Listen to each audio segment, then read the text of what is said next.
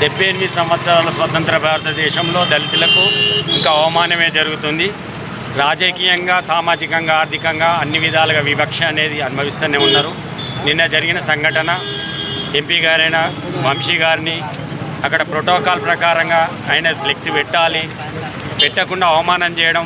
యాక్చువల్గా అయితే గవర్నమెంట్ నిధుల నుండి ఎవరి పైసలు కాదు, అవి గవర్నమెంట్ డబ్బులు మా పన్నుల నుండి వచ్చిన డబ్బులను మా దళిత నాయకుడు ఖర్చు పెట్టడానికి అగ్రవర్ణాల కొందరు అధికారులు కావచ్చు, రాజకీయ నాయకులు కావచ్చు, వాళ్ళు ఎంతో వివక్ష చూపిద్దామనుకుంటున్నారు. ఈ రోజు నుండి అలాంటి వివక్ష ఎక్కడ జరిగినా కానీ దానికి ముగింపు పలికే విధంగా మేము సమాధానం ఇస్తామని మా దళితుల తరఫున మేము హెచ్చరిస్తున్నాం. అదే కాకుండా వెంటనే వాళ్ళని అరెస్ట్ చేసి మాకు తగిన న్యాయం జరగకపోతే మేము ఆందోళన చేపట్టడానికి రాష్ట్ర వ్యాప్తంగా సిద్ధంగా ఉన్నామని కూడా మేము హెచ్చరిస్తున్నాం. దీన్ని గమనించి వెంటనే వాళ్ళని అరెస్ట్ చేయాలి, మాకు న్యాయం చేయాలని కోరుకుంటున్నాం. జై భీమ్.